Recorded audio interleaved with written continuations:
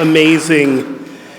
Happy Easter, Passover, and Ramadan. Yeah. And guess what? Here at CSL, we have 7 core values. And they are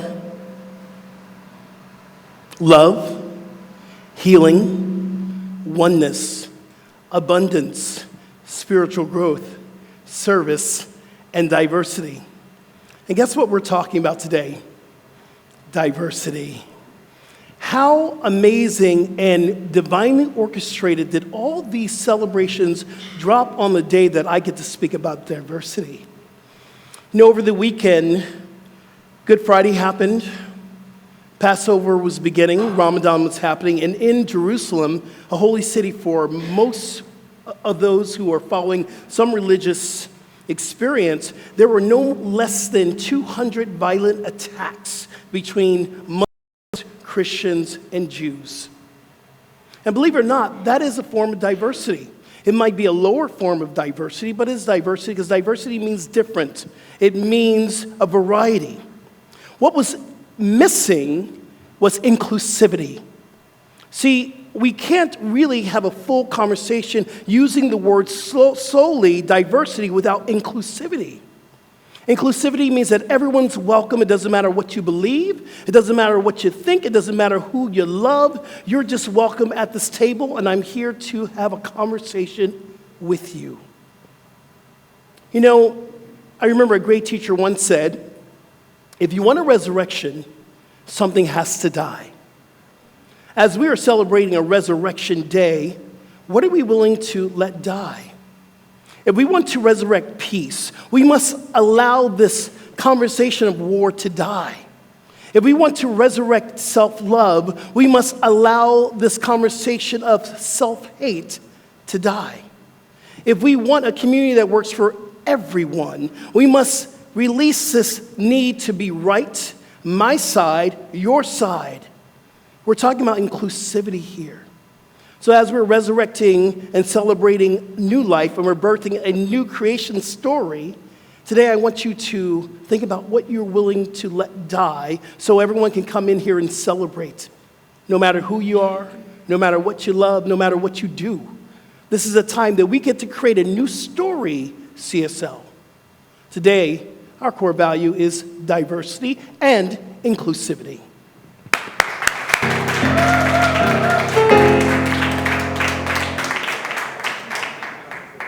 Good morning, CSL. I have brought the Holy Easter Scepter.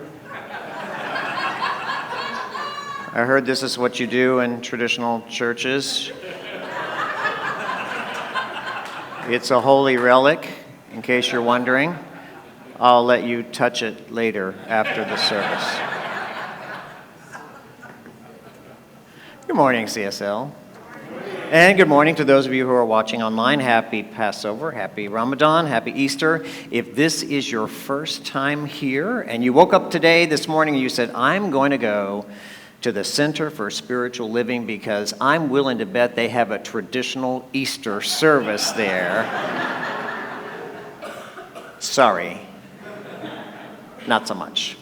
If it's tradition you want, you have probably come to the wrong.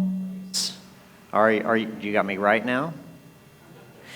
This is the great thing that I like so much about CSL. We're not a religion, we are a spiritual practice. We don't have a dogma, we don't have rules that you have to follow to get to heaven, which is your highest good. We're a group of spiritual seekers and truth students.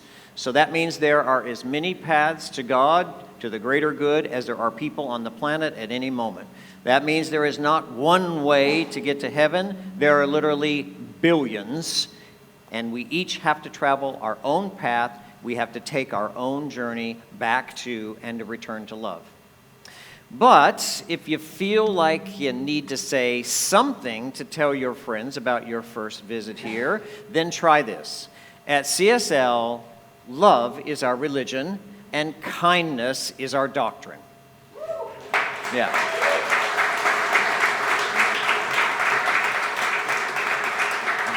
Do I hear an amen, y'all? Amen, y'all.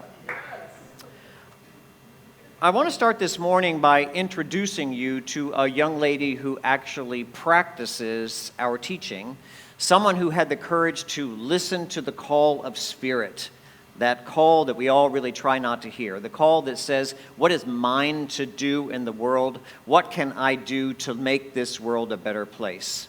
She is a long-term member of CSL. It's been here longer than I have in Fort Lauderdale. She's a Ukrainian who's just returned from Poland with a story to tell. Will you help me welcome to the CSL stage, Elena Wines.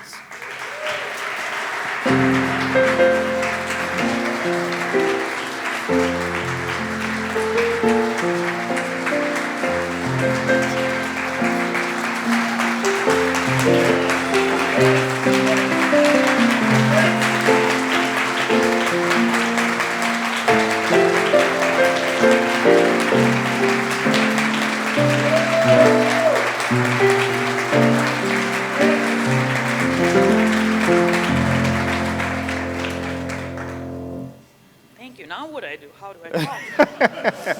It's a little overwhelming, right? Yeah. Well, Yeah. thank you for a young lady introduction. That was nice. So Elena came to class. I'm doing this prosperity class last month, and we talked about, living a life that's fuller and richer, and doing something that you're called to do in the world that Spirit might be calling you to do. And after the first class, you came up to me and you said, I'm having a tough time. And this is when the war just started in Ukraine. She says, I'm angry, and I'm having trouble working, I'm having trouble sleeping, and I don't know what to do. Can you help me? And I said, well, I don't know how you feel. First of all, let me just say, I don't know how it feels to have my home country invaded. But I do know this. There's something within you that is yours to do. And she says, but I'm so angry. And I said, here's the other thing. Do not let Putin control your thoughts. Do not allow what he is doing to others infect and affect you. Find a way to bring peace to your heart and your soul without suggesting anything about him, and listen to the call of Spirit. So then what happened is, the next week, she comes up to me and she says, I've rented a house and I'm going to Poland. Yeah. I said, I didn't say to listen that much. So tell me what happened after that.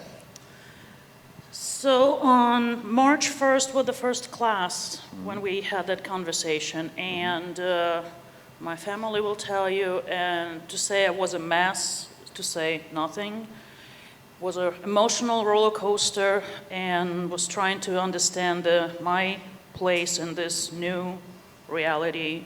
What do I feel? What do I do? Luckily, my company support me, let me take some time off, but all I was doing is just scrolling through the news and not even being nice to my family that was there in Ukraine because I couldn't control my own emotions.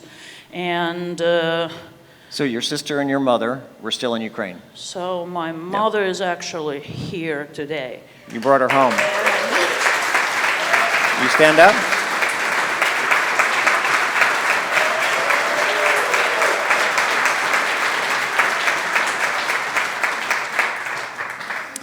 And my sister and her family, they're still in Ukraine. They're in a little bit of a safer place of Ukraine, if you can say it nowadays. What did you ask me? You answered it. Right before you left, you went to the doctor Oh, and something happened. we did that story. So, on the background of everything is, so I actually had to deal with something. It's not a story of illness and disease. I know nobody wants to hear that, but there's a seed that I wanted to share with Dr. Chris. And so I did my routine exam, routine mammo, and when you're there for an ultrasound, you just know what's going on. So I did know, and I woke out and cried my eyes out, knew something's happening, but what I was telling to myself, I have no time for cancer right now. I have other things to do. So I left, boarded that plane, and I left to Poland without knowing what exactly is going on, but knowing that I had to come back to something. So like Dr. Chris said, I've been here for a while, and what I know is that it's easy to get screwed up, but it's as easy to get unscrewed. So I did a little bit of self-talk, and if you don't know, there's a book by Louise Hay, You Can Heal Your Life. I'm a big fan of it. So every time somebody tells me about something medical, I go to this book, look at their affirmations. So this time it was my time, and that's what I was doing. And when I was there in Poland, I had a chance to talk to my doctor. He wanted me to see a surgeon and all that. I knew that's what I was coming back to. So, but when I was finally back and doing the practice there, and all the results were showing one thing, but when I came back, actually, there was nothing to do the biopsy on. So, Healing. Yeah, thank you.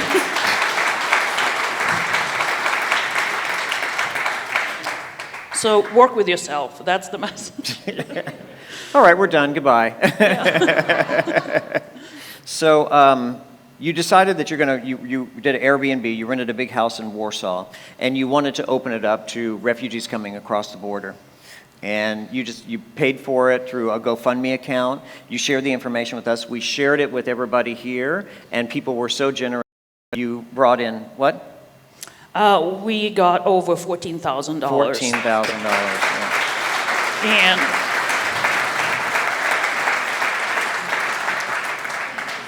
And I want to say I'm very grateful for every dollar you shared and for every word of support you shared. What it meant, I can't explain. And feeling this wall of support behind my back, it's like not just generational support that you feel when you sometimes do your practices, but to feel each of you there, being there, it meant more than you can imagine. Thank you so much. Thank you.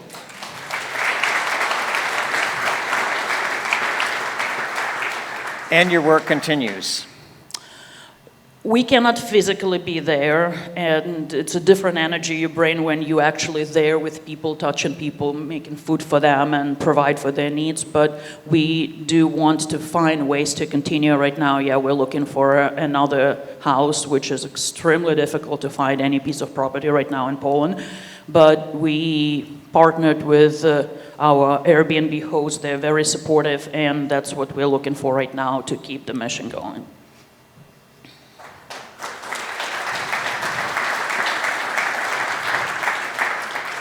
Thank you for hearing the call of Spirit. Thank you for the work that you did in the world. Thank you for the personal sacrifices you made. And thank you, CSL, for supporting her.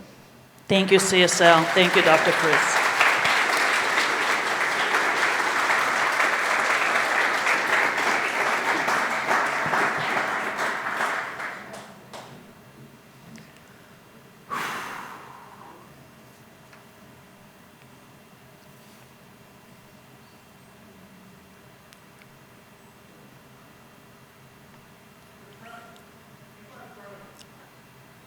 I've been a minister for 32 years, literally half of my life.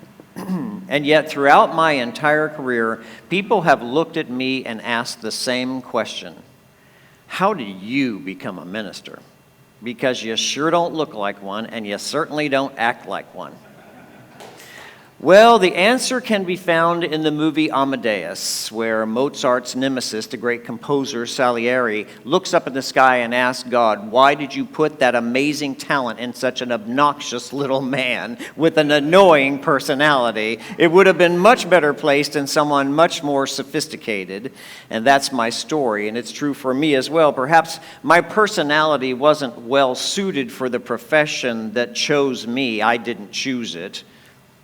Becoming a minister for me was like stepping on the end of a rake because I was immediately confronted with all of my own personal limitations and inadequacies. I had to face and stare down an awful lot of fear to be the man that stands on the faith I stand on today in front of you. Let's just say there were a lot of personal adjustments that needed to be made in order for me to be in this profession. Personal adjustments. The truth is, when I came into this teaching, I never intended to be a minister. I never wanted to be a minister. I came into it for a selfish motivation. Like most people do, I just wanted to get more out of life. I wanted more money. I wanted a better job. I wanted a date on Saturday night. And so I dived into this teaching, and I took every class, and I came to every service, and I was immediately attracted to the idea of a universe that is receptive to your thought, and a God that actually wanted to co-create a partnership with life. So I learned to pray, but not just to pray, but to pray like she prayed, effectively and affirmatively, to set an intention in mind and then watch it unfold in reality. And I loved it here. And it was fabulous to be able to manifest the things that you wanted in your life. Everything in my life began to change. My income doubled in a year. It doubled again the next year. I was liking myself more. I had better friends. I had dates on Saturday night. They were lining up, brother. I'm just saying. I was getting everything I wanted. Everything I wanted. My cup was running over. And then one day, I realized something very profound. The more I could have, the less I wanted. You know, there's an irony on the road to enlightenment. When you're needy and very fearful, you can't get enough of everything good. It's like pouring water in a bucket with a hole in it. You just want more and more and more. But when you start to really understand the depth of the love the universe has for you, your desire and your neediness just disappear. The paradox is the more you can have, the less you really want. And when you know you can have it all, you just don't need it anymore. And when that happened to me, at that point, I remember distinctly when it happened. I was sitting in a class, and something came over me. My prayers started to change. Instead of the spiritually immature prayers that I had been praying, what I call the give me prayers, that the whole world is praying, God, give me more money. God, give me a healing. God, give me a job. God, fix this, do this, give me. I stopped all of those prayers. And I prayed a more humble prayer. The one I strongly recommend that you do not pray unless you are willing to give your life over to a higher purpose than your own damned convenience. And the prayer was this: God, use me as your instrument for good in this world. And with that prayer came my own personal commitment to go wherever I needed to go, to do whatever I needed to do, to take on whatever I needed to take on, and to release and let go of whatever I needed to let go of, to be an open and unobstructed instrument for the divine. Don't do it. Don't pray that prayer. I warn you. Because the universe will take you seriously and begin to act, and it will call on you to make huge personal sacrifices. It will disrupt your life. It will disregard your conveniences. You might end up on an airplane on your way to Warsaw, Poland, to help Ukrainian refugees like Elena.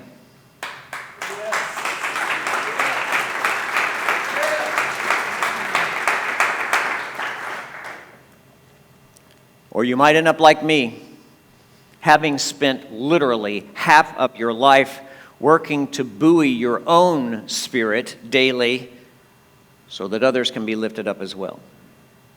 You might, like me, have to face a serious health challenge. You might, like me, have to let go of your victim consciousness forever and really stop blaming everybody else for your problems. You might have people mistreat you or misunderstand you, and some be so jealous of what you've created and the power you stand on that they work to deconstruct it. But you might also find your bliss. You might also change the world, heal a life, and fulfill your soul's only true assignment here, which is to leave this world better than you found it when you got here.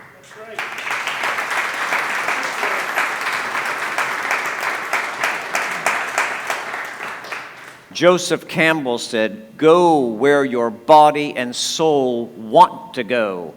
Follow your bliss." The personal sacrifices you have to make if you're going to do that, if you're going to follow your bliss, the highest idea of what you have for your life, the personal sacrifices you're going to have to make are way too scary for most people. And the personal growth that's required is overwhelming. Because when you are following the highest idea of what Spirit wants to be in this world as you, there is no rest. There's no place to just, I'm just going to coast for a while. It requires constant growth and never-ending self-examination. And you know what? Inherently, I think we all know that.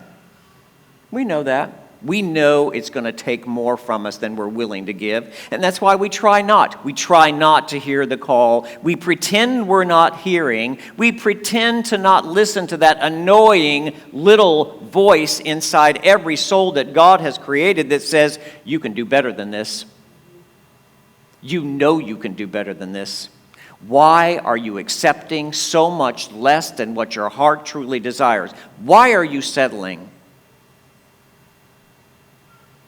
So we don't listen, and we go to our little jobs, and we rationalize our boredom with minuscule compensations like, I got a 401k, and 2 weeks paid vacation. Oh, gee.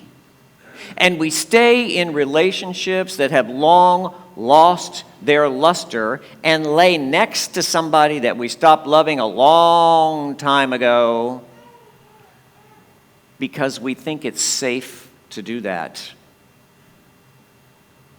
And I don't think we do this because we're afraid of failure. I think we do it because we're afraid of our genius. We're afraid of our power. We're afraid of our greatness. We're afraid if we let go of what God could do through us. Our dreams of a bigger life scare the living hell out of us.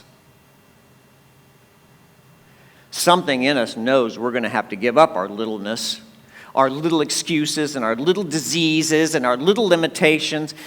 So we just cling to all of that and sell our souls to mediocrity and get in line with the rest of the world. And yet those who've taken the other path and followed their bliss and the greatest idea they have in their mind will tell you the rewards are far greater than anything you would have to personally sacrifice. What you become in the midst of it is something the world envies. From Jesus to Oprah, their message is identical. Jesus said, the things I do are nothing compared to what you're going to do. And Oprah said, the biggest adventure you can take is to live the life of your dreams. Yeah.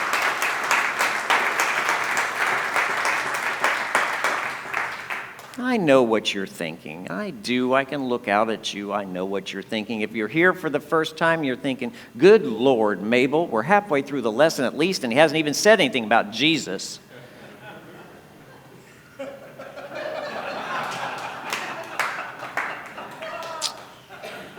32 Easter services. Just so you know, the Easter story is not unique. The story of one person making personal sacrifices so others can live better is a reoccurring theme in every culture around the world. They all have a story.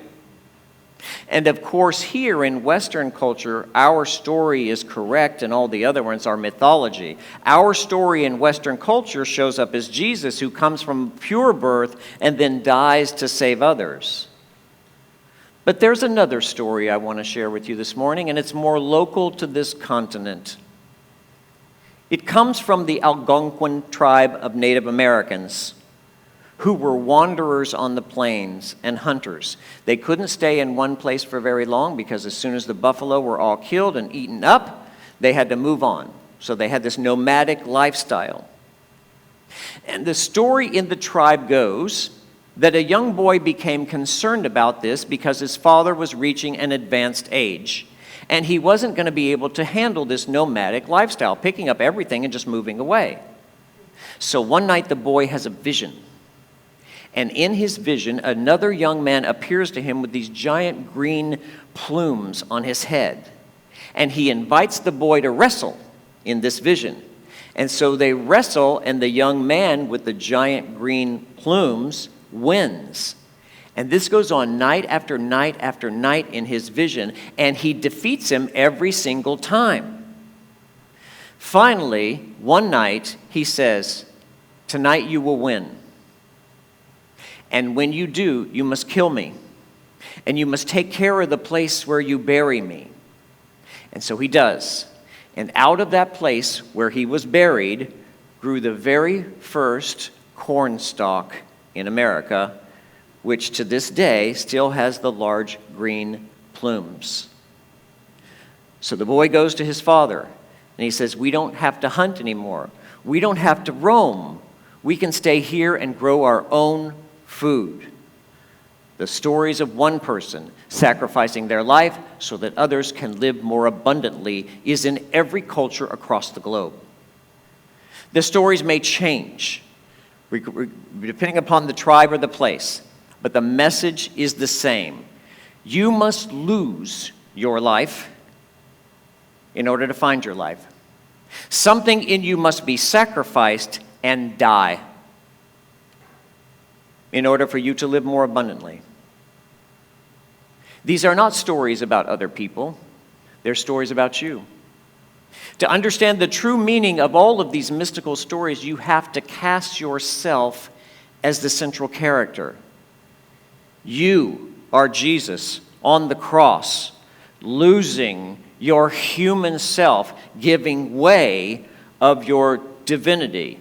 You are the young man wrestling with what doesn't work anymore, losing yourself so something new and unknown currently can be born in you. Here's the golden truth you came here today to hear. You're struggling with something. You're struggling with something in your life, all of you.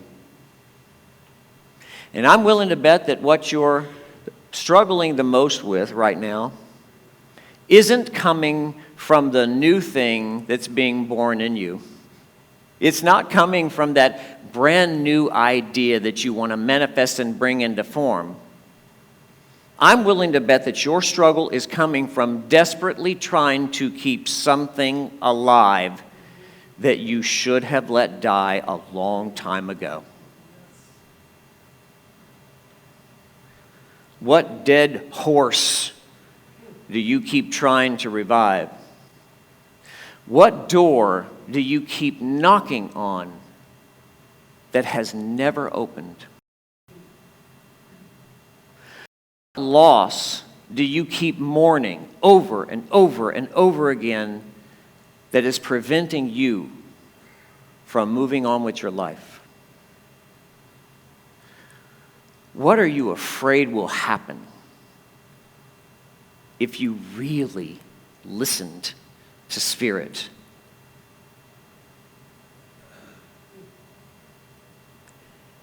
Nothing you lose along the way, if you are brave enough and courageous enough to listen to that voice and follow the call to greatness, nothing you lose along the way is worth anything.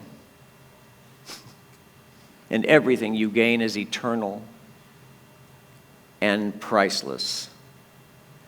The things you have to sacrifice on the road to your dreams are tiny little fragments compared to the enormous good that is just ahead for you. Just ask Elena. She'll tell you. What she received personally from helping Ukrainian refugees far exceeded any personal sacrifice she had to make. So have a little faith, my friends. what you have inside of you is far more powerful and greater than anything you could possibly imagine. What you have inside of you is the energy of life. It's the God of the universe. It's a love that's so powerful it can heal anything just like that. It's life. And your greater good always lies ahead of you. It's out there, just beyond your fears, just on the other side of them. And so ends the lesson. You know, something fascinating happens in our minds and in our bodies when we give our attention to wholeness and wellness. Something happens to our hearts that are broken when we turn to love instead.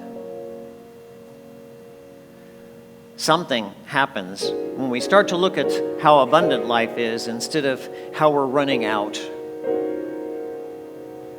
A shift happens. The universe and all its power goes to wherever you set your attention, wherever you focus your life. Let's focus on that which lives inside of us. Let's close our eyes to outward appearances.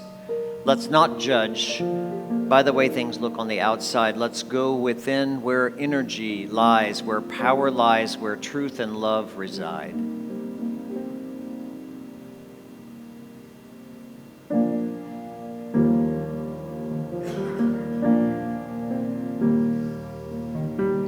I breathe out, I breathe in, I am still, I go within. When I quiet my mind, in the stillness I find. Spirit meets me there, Spirit meets me there.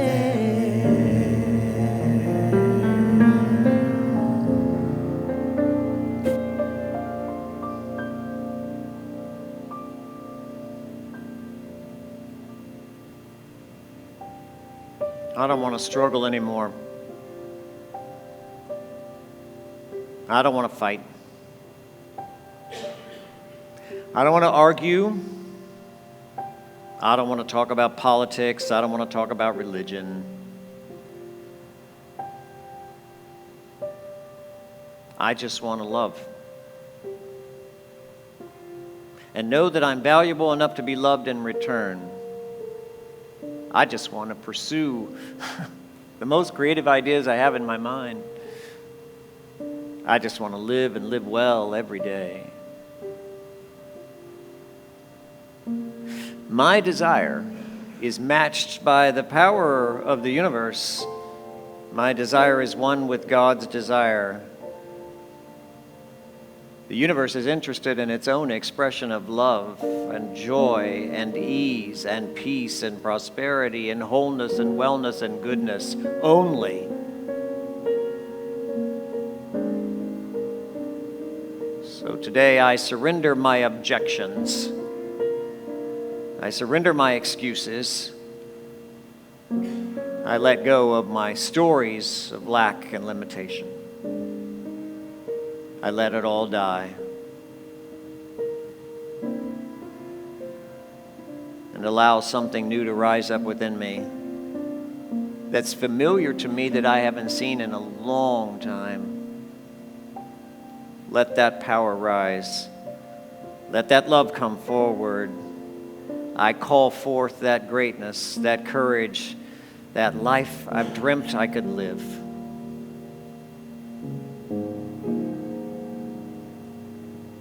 I take a moment to rest in that power, in that stillness, and feel its presence in my body, my spirit, my soul, and in this room.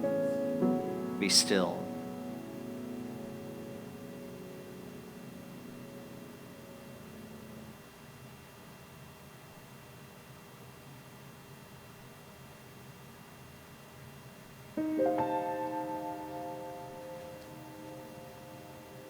There is only one life. That life is God's life. That life is perfect. That life is your life now. It is.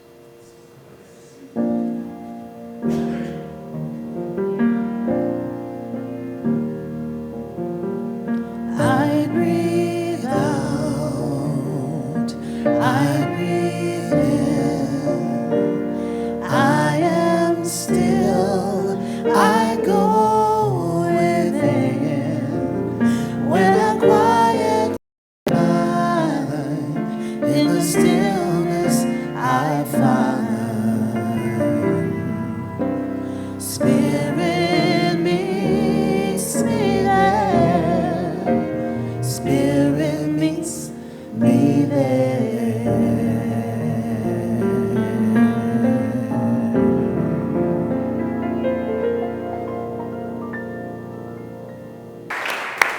We close our service every week with an affirmation card, and yours is exactly like mine, and it says this. Would you say it aloud with me, please? Today I birth a new creation story, and it is glorious. I am one with all things, and life is good, and so it is. Let's know this together, that we are in the presence of a love that knows no end, a power that has no limit or condition, and we are in that presence every single day we are alive. We were born into it. It is the power that heals all things. It is the love that smooths away all problems, all issues. It is the God of the universe, the good in your heart, the love in your mind. It is good, and we've got it right here, right now. We have the courage and we have the faith to let go of anything that obstructs love in our lives. We have the courage and the faith to let go of our littleness and our little excuses, and we can face the greatness that lives inside of us today. We can become what God designed us to be. We can leave the world better than we found it, and by God, we're going to do it. Yes. And so it is. And so it is. Thank you for watching, and thanks for supporting CSL. If you'd like to know more about us, check us out on our website or social media. Blessings.